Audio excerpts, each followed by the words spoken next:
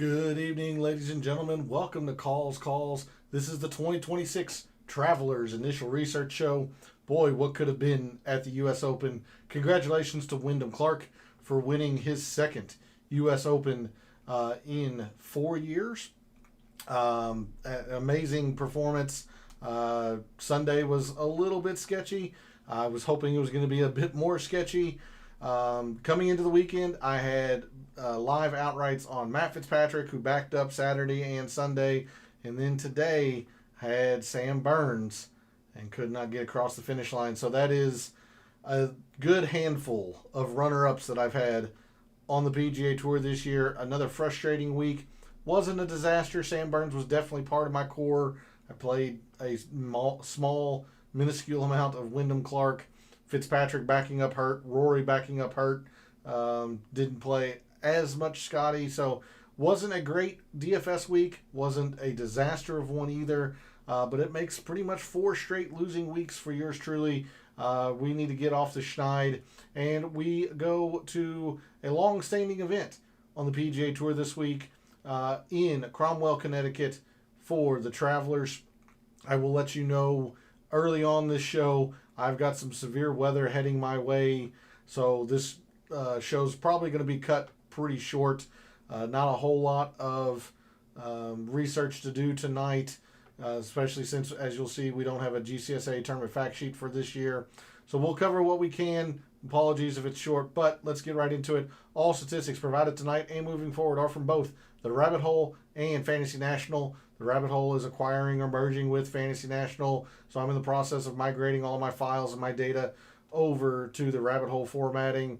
Make sure you are subscribed to the Rabbit Hole. Has everything you need every week for PGA wagers and DFS, so you don't have to listen to a moron like me.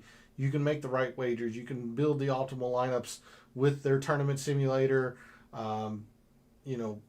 lineup optimizer. Anything and everything that you can think of is over at the Rabbit Hole. Make sure you're subscribed to them.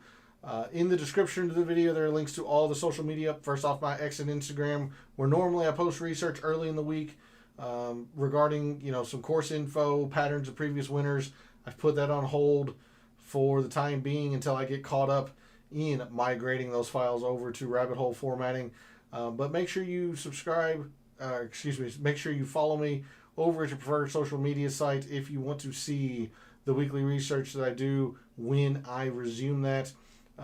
Speaking of social media, I put the top players that I use in my lineups and my betting cards out on X every week. That comes out every Wednesday after the DFS Tactics show. So if you want to see the players I've wagered with my own money, and like I said, the players I'm using most often in my lineups, give me a follow over at X. Lastly, for social media, Gabe's handle's in the description. He writes a great article called The Fringe. It's a fantastic way to start your week of preparation. After his family vacation last week, he returned and posted the Travelers Fringe spreadsheet today, or article today, I should say. So make sure you are subscribed to Gabe's article. Would not recommend it if I did not believe in it. And go follow him over on social media as well. Show him some support. Lastly, for this intro, we are live. Chat's open. Want to hear from you. Did you have Wyndham Clark? Did you play all the Wyndham Clark and the Sam Burns? How was your U.S. Open in general? How do you feel, or how do you think the 2026 Shinnecock U.S. Open is going to go down in terms of history? Did you like the way the course played? All of that. Any lasting thoughts about the U.S. Open? And then, of course, pushing forward to this week, what do you know of Cromwell, Connecticut, and the TBC River Highlands? What do you think of the players in the field this week? Who's your early favorite? Anything and everything. Put your thoughts and opinions into chat. We'll be more than happy to hear from you. If you're not able to catch the show live, put your thoughts and opinions into the comments. I'll always get to those as well. So let's get into it. Let's do our initial research for the 2026 Travelers. We're going to start normally over at the GCSA tournament fact sheet, and I will take us over to one. As you can see, I was bringing up the Rabbit Hole right before the show. You will notice that this is last year's tournament fact sheet, and I say that, and I have that up because we do not have the 2026 Travelers tournament fact sheet up yet. Hopefully we will get that tomorrow or throughout the week. So we'll take a look at last year's tournament fact sheet. The course has not changed since last year. We are in Cromwell, Connecticut, essentially right across the Sound from where we were this past week at Shinnecock. If you watched any of the main coverage, you probably saw the map of driving around the Sound or the Bay from Long Island to Connecticut. They showed that map a couple of times at least throughout the day. We are in Cromwell, Connecticut at TBC River Highlands for the Travelers Championship, another one of these signature events, and I do believe this is the last signature event for the regular season PGA Tour. This is a non-player hosted signature event, so there will be no cut. 72 players, I believe, is how many there are.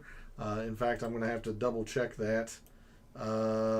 71, and there might be one player to be determined via sponsors exemption, but 72 players, no cut, as you are expecting in these signature events.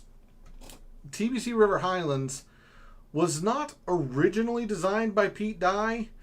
He actually came in and renovated TBC River Highlands, but he is most credited with being the designer.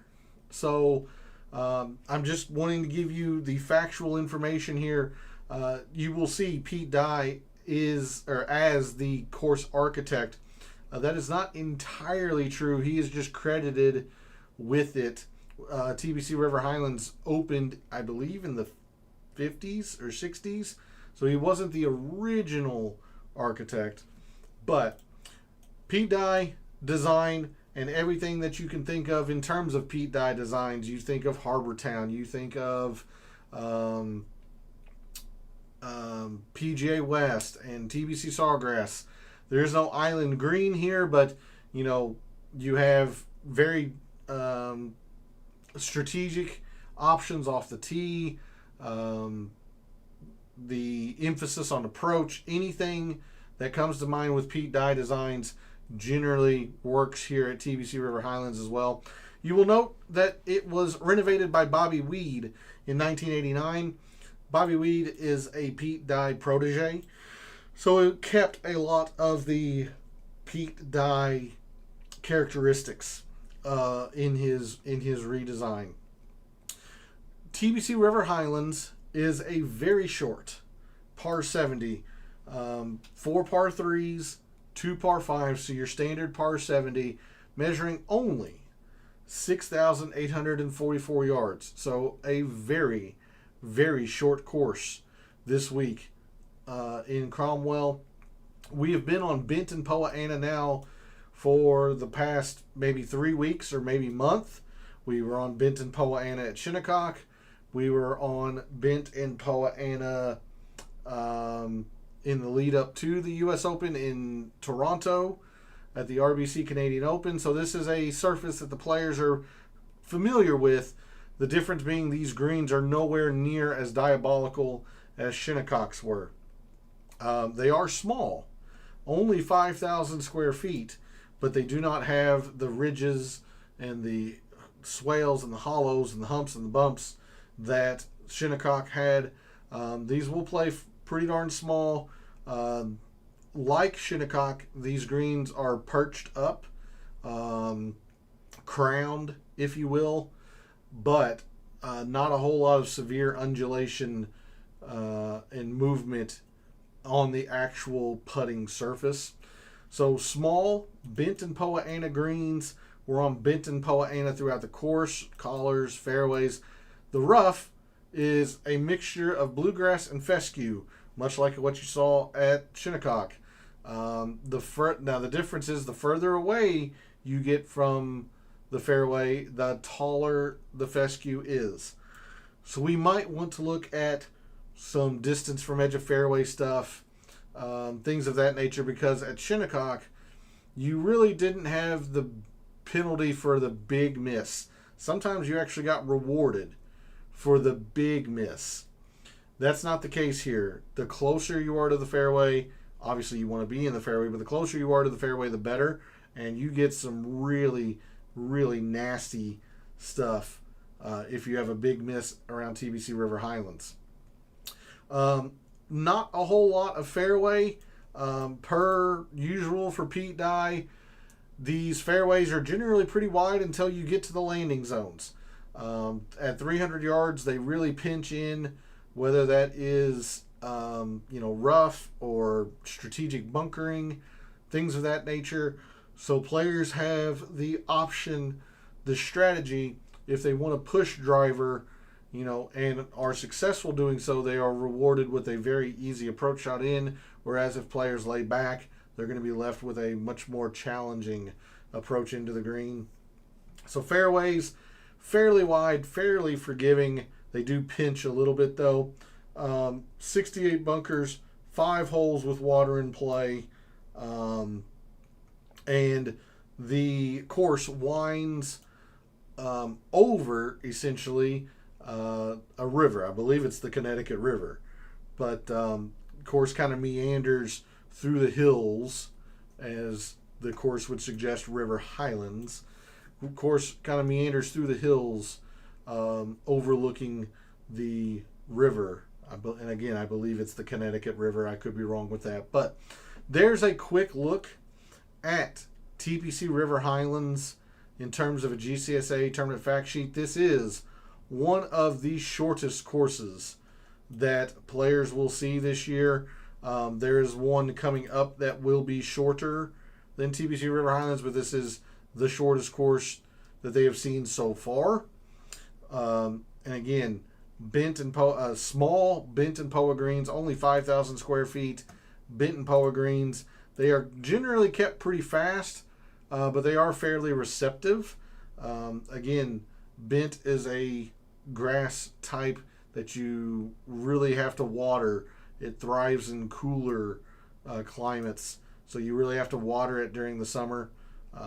So greens are generally pretty receptive. Pete Dye design, renovated by a protege of his, so it kept a lot of the Pete Dye characteristics. There's a look at TPC River Highlands in terms of a GCSA tournament fact sheet. We go now over to the Rabbit Hole and BetSperts Golf. The top 71 players, 72 players are on the PGA Tour, are here this week, with the exception of one prominent name. Rory McIlroy is not playing this week at the Travelers. He is the only player inside the top 10 in the PGA that is not here. John Rahm is the only other top 10 OWGR player that's not here, but John Rahm is not eligible to be here. Anybody and everybody else is here. Scotty, Cam Young, Fitz, Ludwig, Chris Goddard, Morikawa, Cantley, Xander, your 2026 U.S. Open champion, Wyndham Clark. Anybody and everybody is here for the last signature event on the PGA Tour. First thing we're going to do, let's take a look at Pete Dye Designs. This is often credited as a Pete Dye design, so I will expand the time frame. I don't know if 2025 is going to have enough. I'm going to go back to 2024, convenient timing for the start of these signature events.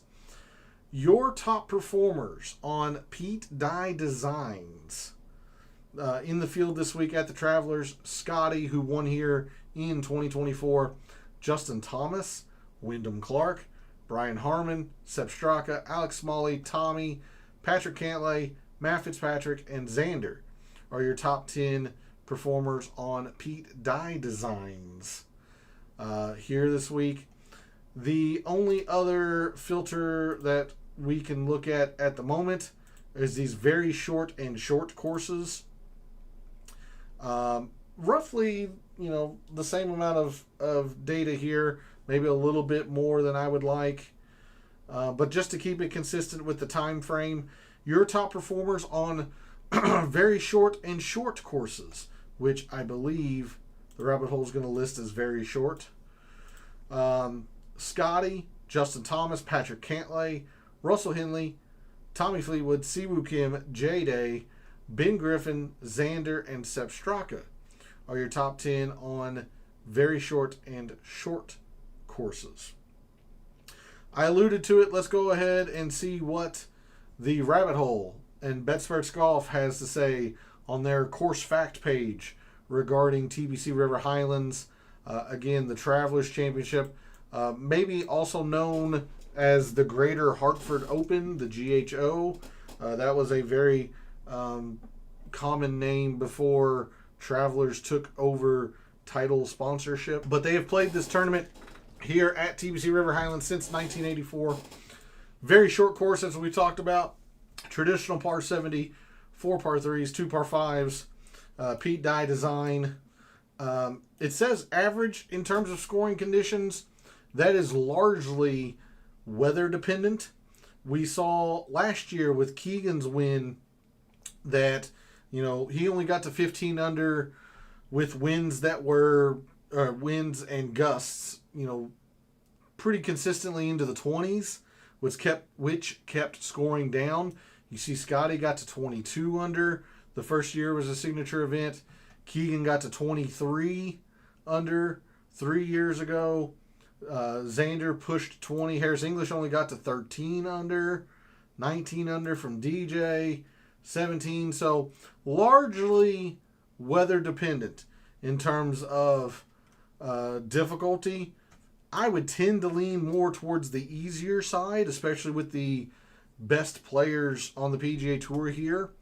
But we can go for average for now. This says 6 water danger holes. It was interesting to note that the GCSAA only had 5 holes with water in play. So apparently the rabbit hole is factoring in another hole that might have water come into play. As we talked about, these are bent and POA greens, which we've seen the past at least 3 weeks.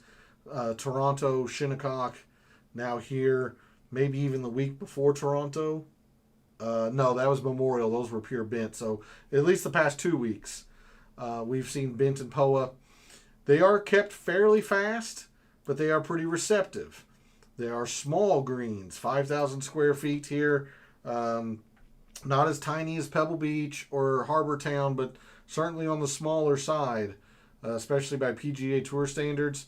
The fairway is a mix of bent and POA. You've got bluegrass and fescue in the rough, 3.5 inches long. I've seen measurements that are as high as 5.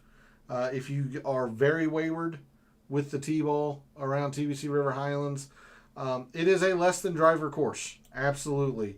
You do have a drivable par 4, which is the, let's see, is it the par 4 second at 341.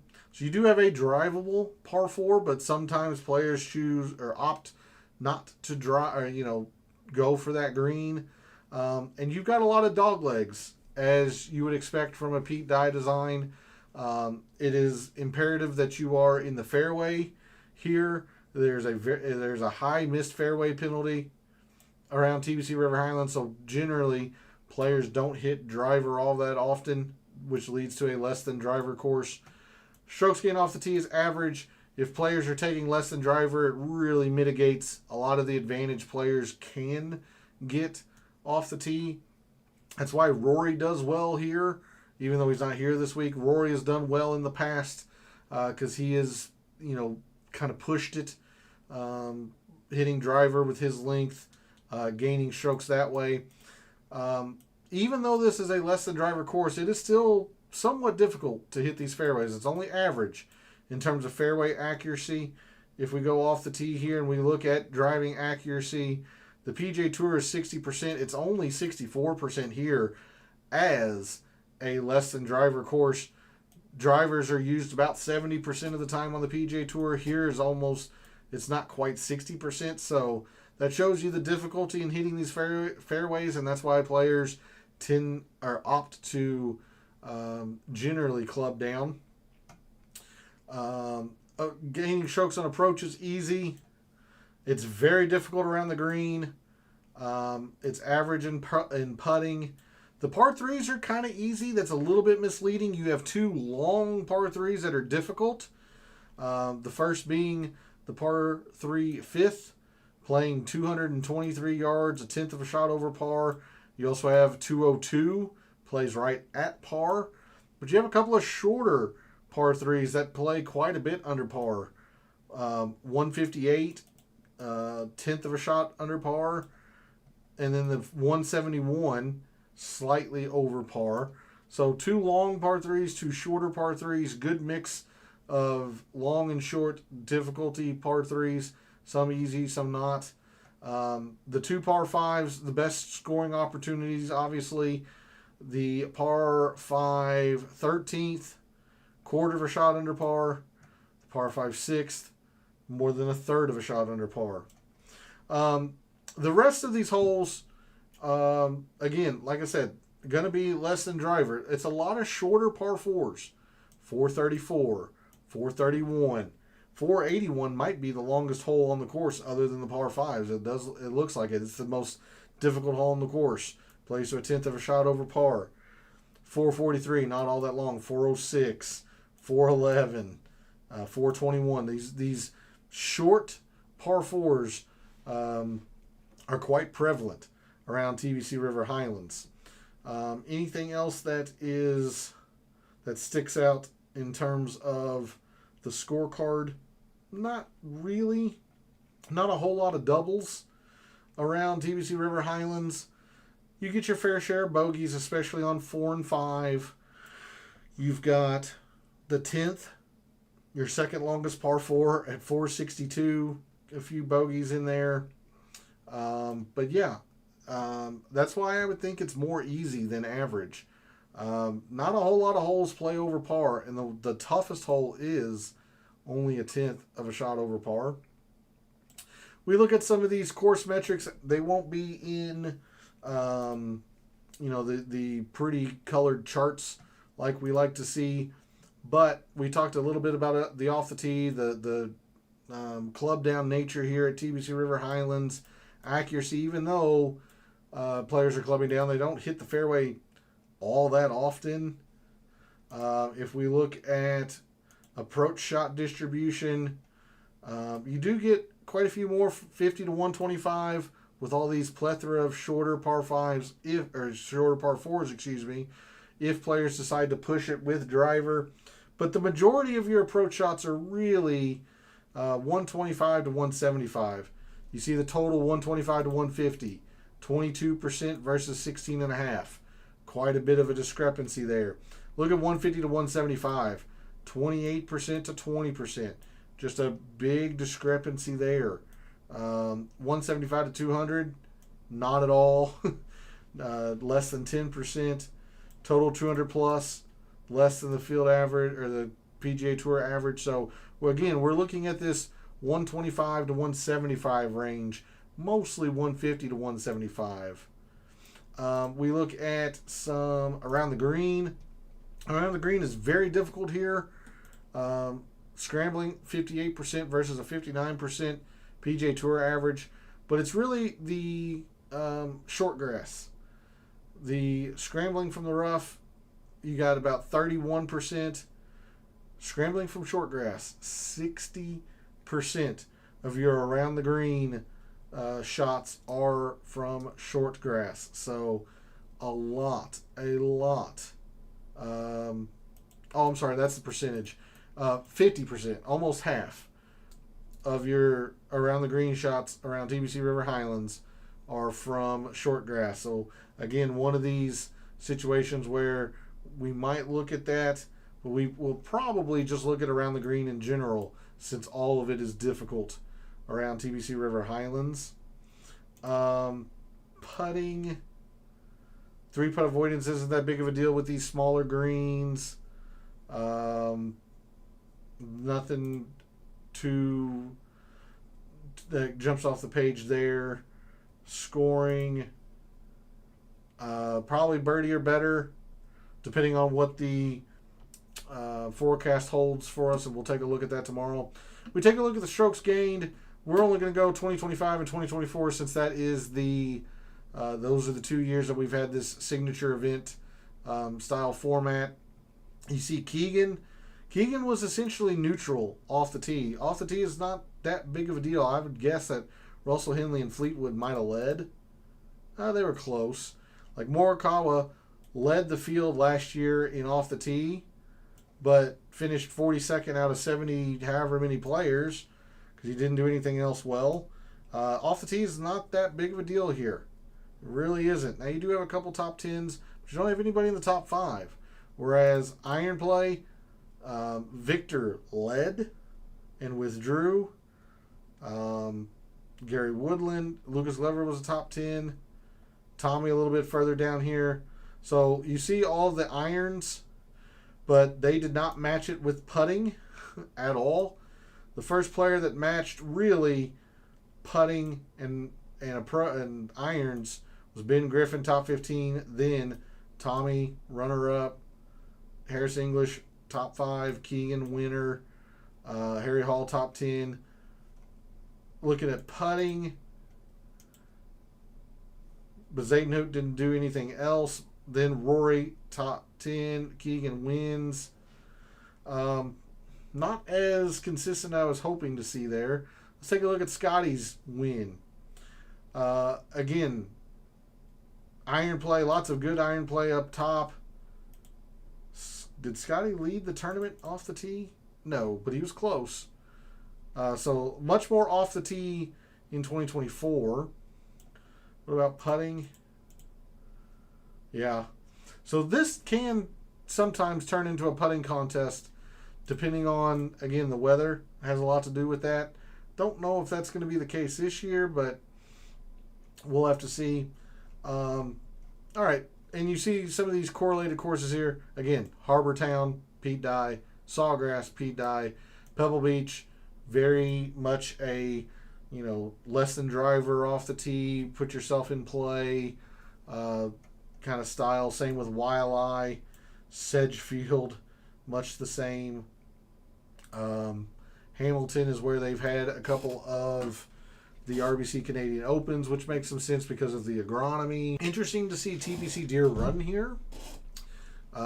If I go to TPC Deer Run just very quickly, are we looking at like less than driver? No, that's driver heavy. Short, I guess. Okay. Not a whole lot of bunkers. I don't know if I love Deer Run as a comp course, but okay, maybe. Alrighty, with that, let's go through a couple of these page views here in the rabbit hole. And like I said, this is going to be a little bit of a shorter show. I've got some severe weather coming in. I don't want to chance it. So we took a look at short courses. We took a look at Pete Dye. Let's take a look at off the tee type metrics here.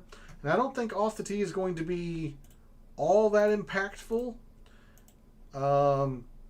Let's take a look at, well, let's keep the Pete Dye filter, because one thing that I've had a lot of success with in terms of trying to prognosticate who's going to play well at the Players, I use good drives. Players are hitting the fairways and or they are hitting greens in regulation on these Pete Dye designs. Pete Dye is notorious for forcing you to play strategically off the tee, playing with eyesights, making you think that you need to be in one portion of the fairway when you really need to be in the other, things of that nature. So your top good drives players on Pete Dye designs in the field for the Travelers this week: Morikawa, Rye, Lucas Glover, Russell Henley, Tommy, Alex Smalley, Scotty, Harris English, Daniel Berger, and Sepp Straka are your top 10 good drives players on Pete Dye designs. We take We removed the Pete Dye design. Let's go with I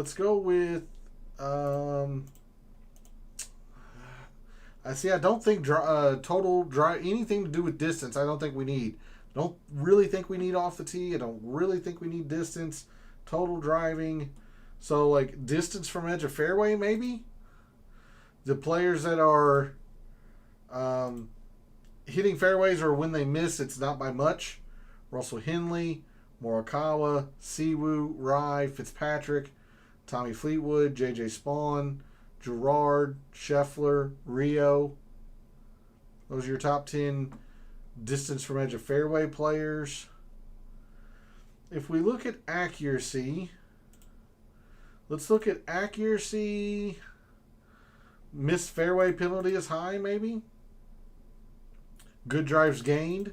Yeah, let's take a look at that filter just very quickly. Your top fairway finders when missing the fairway has a high penalty. I'm going to have to expand this to 2025. Yeah. Top fairway finders: Brandt Snedeker, Rye, Benjamin James, Colin Morikawa, Tommy, Lucas Glover, McCarty, Henley, Noren, Gerard. We take a look at good drives: Rye, Snedeker, Tommy, Harris English really rises. Maybe not hitting the most fairways, but hitting enough greens.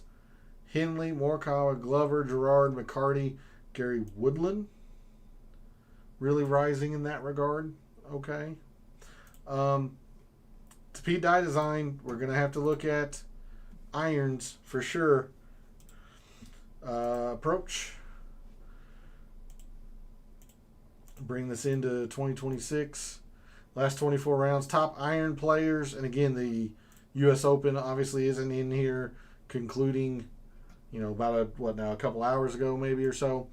Top iron players in the field of the Travelers this week: Scotty, J.J. Spawn, Adam Scott, Alex Fitzpatrick, Ludwig, Mark Hubbard, Patrick Cantlay, Jackson Suber, Matt Fitz, and Aaron Rye. Don't think we're going to look at anything with these. Let's go fairway approach proximity. Really looking at this 150 to 175. Really trying to narrow that in. Siwoo, Henley, Adam Scott, McCarty, Poston, Mac Meisner, Eric Cole, Michael Kim, Lucas Glover, Akshay. Yep. Let's take a look at around the green. Matty Fitz, Matt McNeely, Patrick Cantlay, Mac Meisner, J-Day, Siwoo, Wyndham Clark, Scotty, Ben Griffin, Cameron Young. Putting. I'll have to back it out to 2024. We're looking at Bent and Poa. Top putters on Bent and Poa. Burns. All rounds. J-Day, Burns, McCarty, Hall, Bridgman, Eric Cole, Bud Colley, Ryan Fox, Novak, and Suber. Like I said, I know it's quite a bit of a shorter show this evening, but I've got some severe weather coming in, and I don't want to chance it. But thanks for tuning in, watching, listening, supporting the channel by liking the videos, commenting, and subscribing. Always appreciate it. Love what I do. Taking a very in-depth look at golf statistics, giving you a statistician's view of what he sees, trying to help us all win a little bit of money in the process. Be sure to let me know in the comments how your U.S. Open went. Would love to be able to shout out members of the community that have success tomorrow in the Data Dive show. So, again, thanks for the support. Very much appreciated. For all the wagers you made this past week for the U.S. Open, for all the DFS contests you played this past week for the U.S. Open, and until I see you tomorrow night for the Data Dive show, may all your bets be profitable.